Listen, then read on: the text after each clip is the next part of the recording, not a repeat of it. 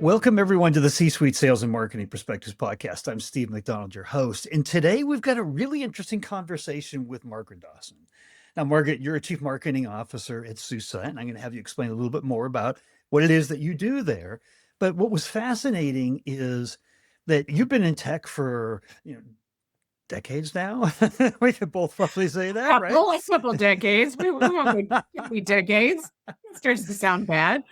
But you come into this with a non-technical background. You come into this with actually a journalistic perspective that you've never lost, right? And it's foundational, as you said before, to your success being a chief marketing officer and what you have to do to create success in today's economy. And as much as technical specs and features are really important, but there's a story to be told on how we're going to help you in a way that builds trust, that builds confidence and builds relationships. And that plays into, the title, the modern CMO evolution. What is that today?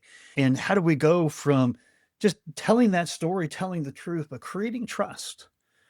Is interesting because before the year started, Forrester came out with their big predictions, and it was all about trust.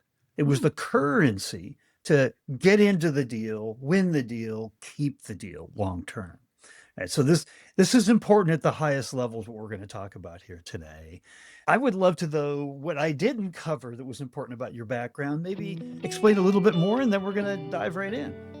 Yeah. I mean, I think you nailed it. The storytelling, that narrative has always been core to who I am. I mean, I love weaving that narrative. And I think no matter what I've done in my career, and you touched on it a little bit, so big companies, early stage startups, everything in between, product management to communications and everything in between, the one thread has been that communications thread. So distinctive, clear messaging, positioning, being that person who tells the story, drives the narrative, which I think is still an amazing art and science. And I think it's somewhat of a superpower, because you see a lot of messaging and a lot of positioning that is either sounds like everyone else, isn't distinctive, doesn't have a point of view. And that's the stuff that I both love, but it's also, I think, very, very hard, and no matter what company I've got into, I start to joke about it, but it's true. I ask anywhere from 20 to 50 people in the company, or if there's only 10 people, all 10 people, what is fill in the blank company name? And our human nature, or maybe it's because we're geeks, at heart in technology, is we want to start telling you what we do. And I always will say, stop. I didn't ask you what we do. What are we? What is this company? Like, define this company. And either they can't, or they can only say, oh, we provide. I said, nope, not what you do. What are you? Or you get 50 different answers, right? And so it's just inherently hard to have that really clear, this company is this, and we do this, and we provide customers with this. Like, that's part of it. But the first thing is, how to define yourself. And because that's hard, it's where I always start. And I'll tell every CEO, I think we need to just get that position and messaging absolutely solidified. And I have a framework that I've used, over the years, like many of us do. And they don't realize the power of it until they see it, they hear it, they experience it. And they're like, oh, yeah, okay, now I see what you were talking about.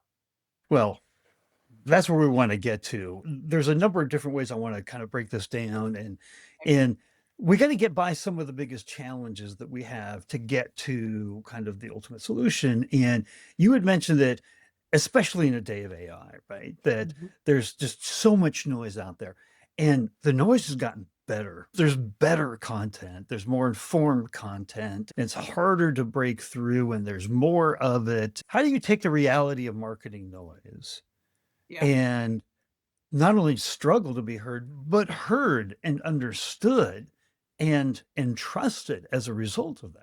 Yeah, the trust thing is interesting, because I don't know if I agree with you that all the content is better. I think there is definitely more. Some of it is better, and some of it is I would say not. It's just a lot of noise. There's a lot of FUD. There's a lot of, I mean, if you want to use AI terminology, I still think there's a lot of hallucinations that are going on. If I'm to go back to where you started with analyst predictions, the thing that we need to think about on top of just the amount of noise, right, is buyers are coming to vendors much, much later in the buyer journey or the process. Like there was some stat that 75% of the way through the process is when they're actually willing to raise their hand and say, oh, okay, I can talk to you now. So what are they using? They're using AI increasingly to do the research, to compare solutions. Um, everyone is sounding the same a lot of times. So we add that to the complexity that we talked about, right? So your key is not only breaking through, but it is breaking through in a distinctive way and breaking through this myriad of channels, whether it be live events, analyst reports, AI, LLM models. And so you layer all that together. So first of all, we've got staggering amount of information. Too much of it sounds the same. They're not coming to you. They're using AI, and then they're coming to you much later in the process, right? So whatever that matrix looks like. So I think foundationally, the solution has not changed. Foundationally, do you have clear, differentiated positioning and messaging and a distinctive point of view in the market in which you're competing? So if you don't have those things, start there because nothing you do on top of that is going to matter, right? No. Um, And, and this is 101. It's still marketing 101. here's Right. what I want to reinforce of what you said there is that, the trust factor and then waiting longer and longer to want to talk to us. Mhm. Well, intense signals are disappearing into the answer engines, right? The chat Mhm. GPTs, the Claudes of the world. And we can't track a lot of the visibility that we had before. And at the same time, when they make their decision I need a vendor for X, Y, or Z, all the research is that on average, they look at about 5 vendors and they put Right. 4 to 4.5 of those vendors on the list day one. And 95% of the time, they buy from one of those. Right. Right. So if you're not known, you're not trusted Initially. before the day That's right. one, That's right. you're not in the running. And if Yeah. you are, you're usually in there Right. because they want a competitive field, right? So That's you're right. in there to make who they So really where are want. they getting that 4 or 5? The magic quadrants of the world, right, is one place they'll get it.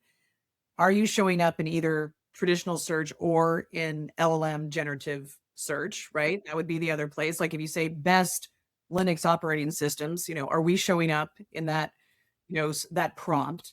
Um, but I think they're also looking at more traditional things. They're reading articles, they're seeing what shows up. I mean, there's still that list of places. And I was surprised at the most recent research. This might have been our own primary research, so it might have been slightly biased, but I've seen similar stuff from other third parties where live events and webinars are still showing up as a key input to their decision making. So outside of the digital universe, right, going to these industry events and going to those expos or listening to sessions or whatever is still a critical input for B2B tech. I should be clear that for my kind of bubble that I live in of B2B tech. Um, so that still means that once you have those foundational messages, your content is still king or queen, right? And you have to do it across all these different channels, which goes back to consistency. So who you are, what you do, and what is the benefit to the customer, right? How are you addressing their pain and showing empathy, whether it's in your public relations, your social media, your digital content, your earned, your owned, right? Like, are you focusing on what matters to the customer? And are you focused really, really clearly on solutions that are helping them and drive your business? So that foundational layer is still the same. Content is still king, but now we've got this added complexity. So your need for consistency and content that is addressing both search engine, generative engine, as well as, live events, digital events, all those things becomes more important than ever. So one of the big takeaways that I took out of that is like the reason why live events, webinars, and things like that, what we usually do is like at a webinar, we don't just come on And it's not just us, the vendor, talking, Right. right? We bring in their peer community. We That's right. bring in an analyst. We bring in trusted Right. voices.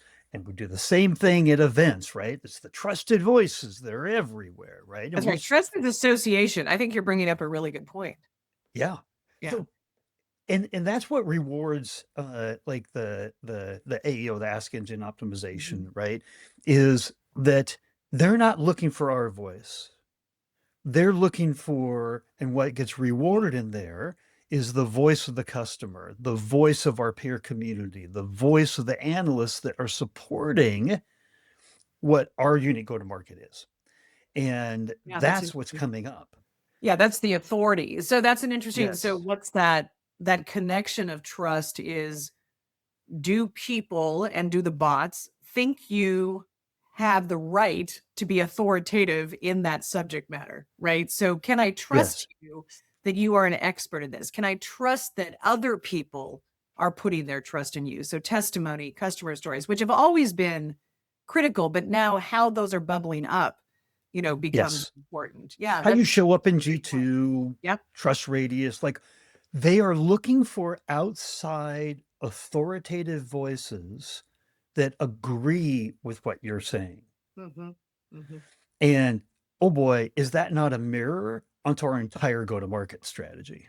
Right? And it's interesting because, the thing I say to my team that I do believe is I think we still crave content that is human created and human engaging. Like we know content that is made from humans. Like this is human engaging content. What we're doing right now, why are podcasts and webinars so incredibly popular? Because as humans, we still want human engagement, right? But we want the bots to like synthesize it all and to give us the easy answer. Like, and if I think about how I operate day to day, I'm still developing my point of view, my opinion, my initial content. But what do I do? Like every time someone sends me something, I'm putting it through the model and saying, you know what, can you synthesize this or make this more succinct or get rid of the marketing fluff? Like I love nothing better to do with Gemini or whatever you use than to say, I'm reading this article. It is so full of fluff. Can you just get rid of all the marketing, you know, gobbledygook and get to the point? Like, what is the point of this press release or this article or this blog post or whatever? And of course, they first validate you, which humans don't do well. So, Gemini always says, "Great point, Margaret. You're right. This is full of marketing fluff. Let's synthesize this and get to the technical meat." Right? I'm just like, thank you for the validation, and you improved the writing. I So think that tells us here's, something. Obviously, we need to validate each other more because AI is doing that job for us much better. Oh my gosh. well, Margaret, you're doing a great job right now. I just wanted to say that, right? You know, Thank you. Sorry, Steve. Good job. thank you. So what's the lesson to be learned from there, right?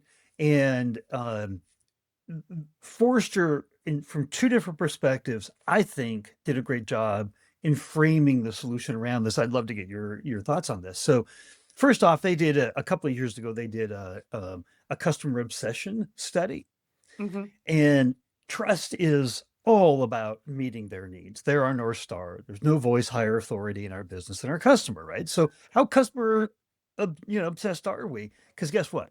Every single one of us says we're customer obsessed. There's not one of us in a B2B company that says we're not customer first, right? Right. So, but it's how you act on it. And you know what they said? The percentage of companies that they determined to be customer obsessed companies out of the entire universe of B2B companies was only 3%. 3% they turned. 3%. Well, okay, here's what I can say, and we talked about this before we officially hit record, which is how many companies say they're customer first, but then when you look at their marketing materials or how they're driving demand, it's all about their product. Yep. Yep. Absolutely. Absolutely. So 99% of demand generation or thought leadership campaigns are product centric. Yes. So Yep. the first thing you can do is flip that.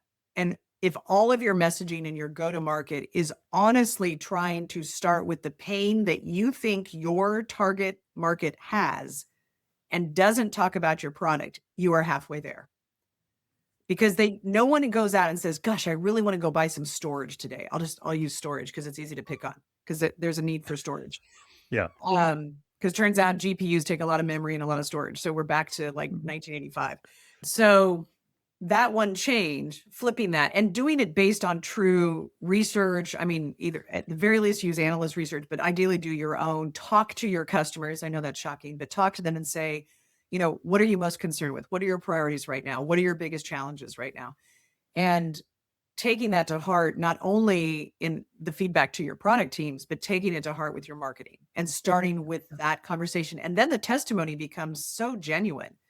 Because at the end of the day, why do we buy anything?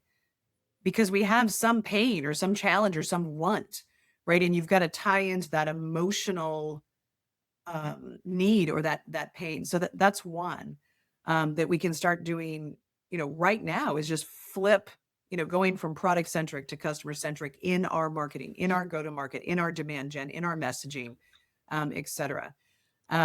And then the other thing is, don't use trust in your messaging, because I can tell you, what most people do when they hear that data point, they're like, oh, so we'll just make our story the trusted storage company. That's it. Yeah. That's Yeah. where No, we'll no, no. do it. You, It's you like, can't self-proclaim. You can't if I see self-proclaim. trust in one more tagline, I'm going to lose my mind.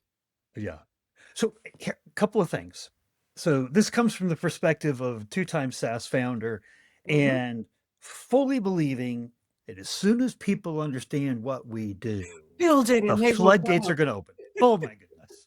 Like, this is easy street, right? We've been so brilliant at what we're doing. Nobody else is doing it. All you got to do is How tell can we people. not know? That's right.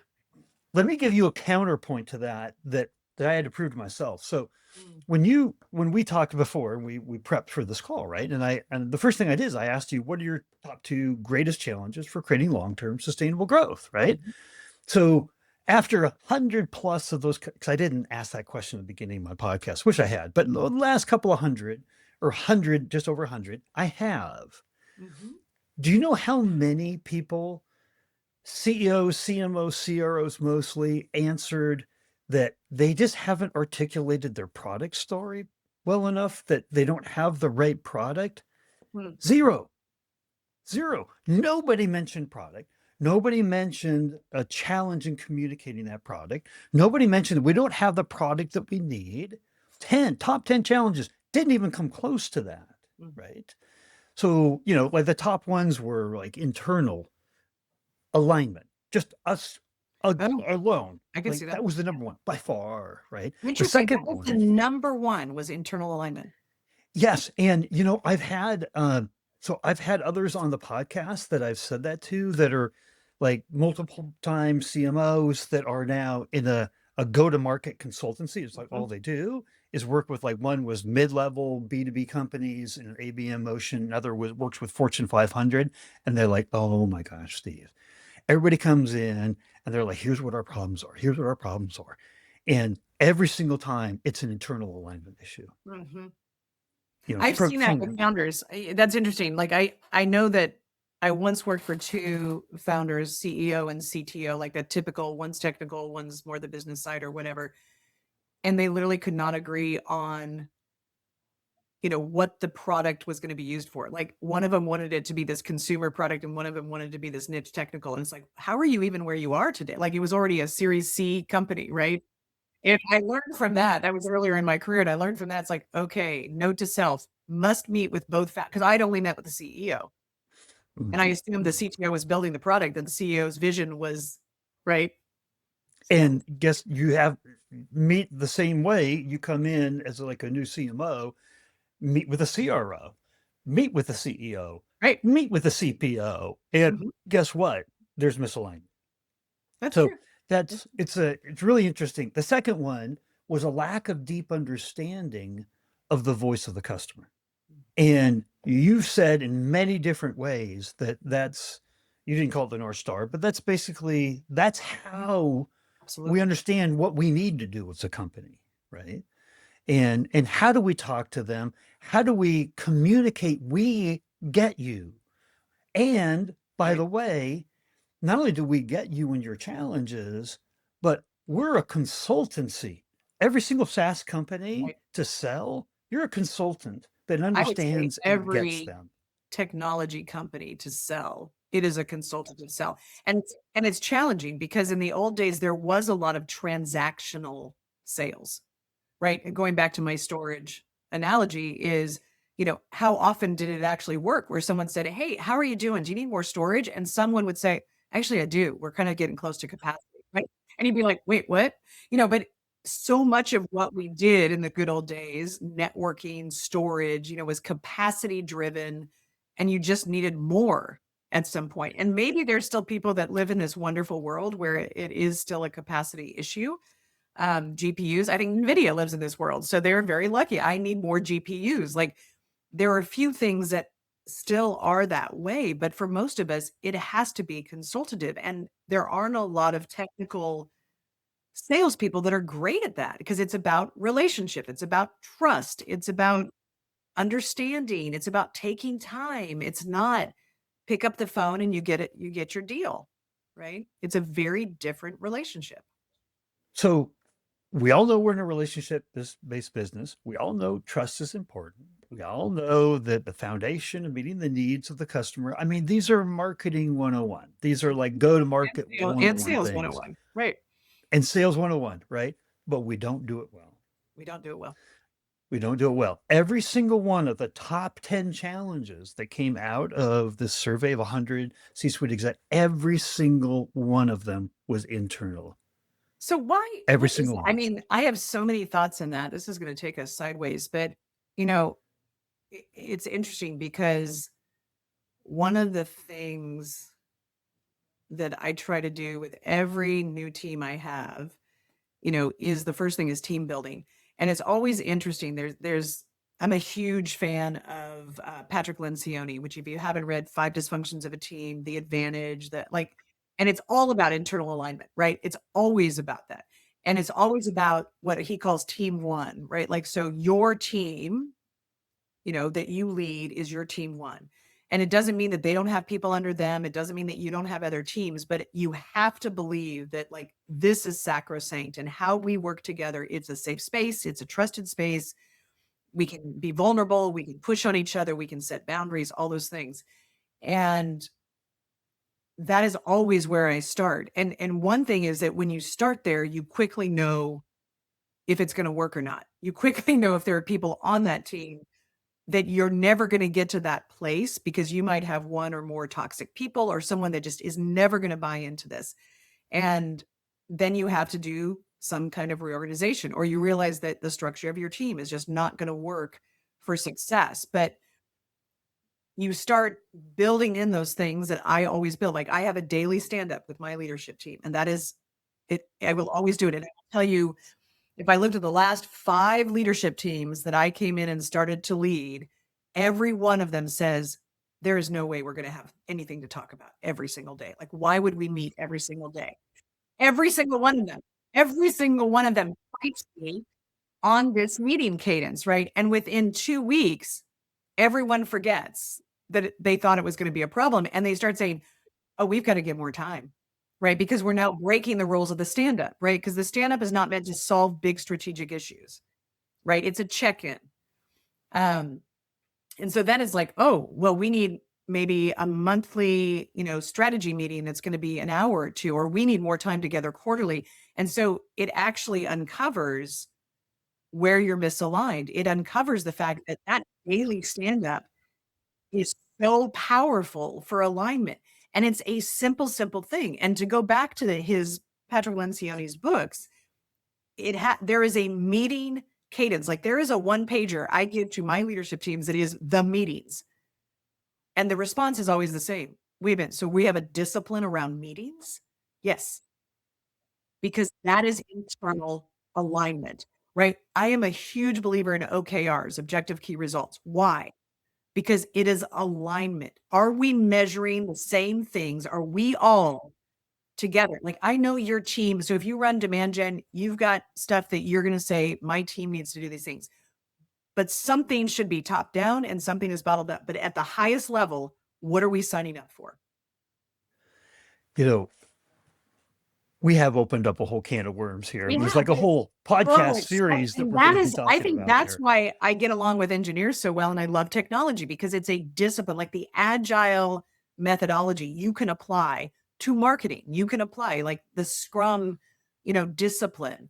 Um, and those are just aspects of managing teams and managing processes and managing projects. And we need that in every single function, including marketing. So let me take that mentality in particular, okay? Right, I'm getting I didn't know we were gonna go And there today. Now I don't know what's driving this soapbox today. Go for it. so you talked to me earlier about so the second challenge, the top 10 Yeah, is a lack of deep understanding of the voice of the customer. yeah. And you didn't just accept that, right? If we're going to be customer obsessed, we need to be obsessed with understanding the customer and how we do that. We need to dedicate time. We need to be ruthless. We need to not take surface. We've been in the business a long time. We've got a lot of familiarity. We kind of know what we're doing, right? Mhm, That's the operating system of most companies, right? mhm, So you didn't accept that, mhm. right? So I'd love to hear, like, what's your philosophy? How do you make sure that you keep yourself not only up to speed on the customer, a deep understanding of the customer? I mean, one, you have to meet with them. You have to Yeah. get out there, um, and you need to sit down and get to know them and ask them questions, and you need to ask them sometimes the hard questions, right? Um, One thing that I've loved doing in my roles, and it's been no matter what my role is when you have the ability to almost facilitate and help your customer find that internal alignment, that you can be actually part of that. Like I have facilitated, I guess they would be called workshops, discussions, where I will ask, let's say our champion is a CIO or an IT leader of some kind, and I'll say, hey, why don't we bring together your data scientist, a couple developers, your security guy, your platform engineers, your cloud architect. Like, let's get 8 or 10 people in a room and let's agree on what the criteria is going to be to migrate applications to the cloud.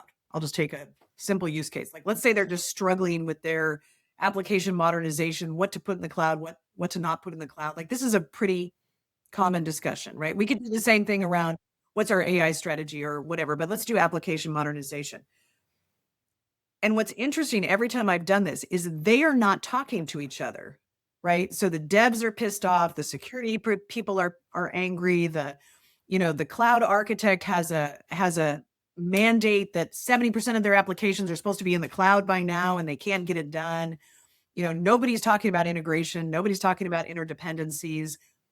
And that concept of dependencies or interdependencies is not just technical, it's cultural, it's role based, it's all those things. Yes, there's technologies and vendors and blah blah blah. But all of a sudden, as a vendor, I'm not playing the infrastructure software person. I'm playing literally marriage counselor. And I'm like, okay, developer, what do you care about? And you'll find out, well, I just want to use these libraries, these tools, this language, this thing. Like, can I do that in this environment? Right. And then you look at the security person, they're like, look, if we can't stay true to our, single sign on or our, OAuth or our compliance, like if you're going to break our PCI compliance, right, it's a no brainer. Like you're not doing it. And what has happened, like for usually our champion or the person that, wants to bring in our technology, let's say, they're just getting shown the hand, but they've never taken the time to understand why. And so now all of a sudden you're facilitating this internal alignment as an outsider, but I can ask whatever question. I don't have to, show up the next day at the water cooler, so to speak. Um, and what that builds is that trust. It's like, wow, you care about us being successful as a team, right? And I've even gone so far where there's new Slack groups that come out of these workshops, right? I one time had a group of, let's see, how can I do this without breaking the country? A group of governmental CIOs that could not agree on a digital transformation vision because they were competing for money from the head CIO. And so they didn't want to collaborate. And so what started as a pitch about our platform, I just threw the slide deck away and I said, okay, it doesn't matter what the technology is because you're all not even going to agree on the outcome. So what can we agree on? And it was like a bunch of 12-year-olds in a sandbox. They're all just sitting around going, I'm like, okay, wait, is there anything that we can agree on as a vision statement that you could take to the CIO that you're not going to fight over? And for 4 hours, all we did in that room was craft something that they could agree on that was a shared statement. So I got to tell you, anyway. I've got a massive takeaway, and I want to make sure that I'm taking away what potentially is what you intended is deep customer understanding, so that we get it at a level that a normal vendor wouldn't, means we got to do more than just like look at results in our NPS surveys, right? We got to do more than just look at intent data and what content's being consumed. We need to look at more than just what our like SEO strategy is telling us, right? We've got to get in and we got to get involved. And what you just described there is a complete level above. Here's what most CMOs do. You come into a role and you call up 10, 15 customers and you say, this isn't a sales conversation. I'm here to learn. I'm new. Please, let's just like, and Or you that's just sit phenomenal. in on those. You just go to your A's and say, can I join you in this next meeting? You go to your CEO and say, can I join the next 2 customer meetings, right? The one thing I have found interesting in the CMO title, and I still struggle with this, I talk to salespeople about this all the time, is when I was chief of staff to a CEO or I ran portfolio strategy on the product side, I never had to like fight to get a customer meeting. Like I could meet with anybody and the salespeople would bring me in, the customer success people would bring me in. As the CMO, I get asked all the time, it's like, what value are you bringing to this meeting? You know, why do you want to talk to my customer? You know, like, what do right. you mean my customer? It's our customer. Like, I want to learn. But it is funny. But I think some of that is the age-old marketing reputation of, well, you're not technical or you don't know our products or what, you know, like anybody can do marketing, right? Like what? I don't understand.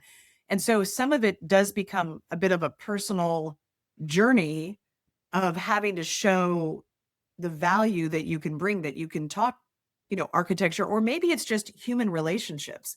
So I'll tell you, sometimes I'll just play the woman executive card and say, hey, I saw there was a woman CIO at that company. Would you introduce me? And then the salesperson goes, oh, sure. Yeah. You want to do some woman thing? No, I don't. I want to talk to her about bothering her. But if that's what gets me in, sure. Like, you know, I hate to say that, but sometimes that really works. And then we end up, you know, we do connect on other levels, you know, beyond the job. But I think it's taking that risk to get out there. And sometimes it just means going to trade shows and talking to 100 people at the booth because you know you can get access, right?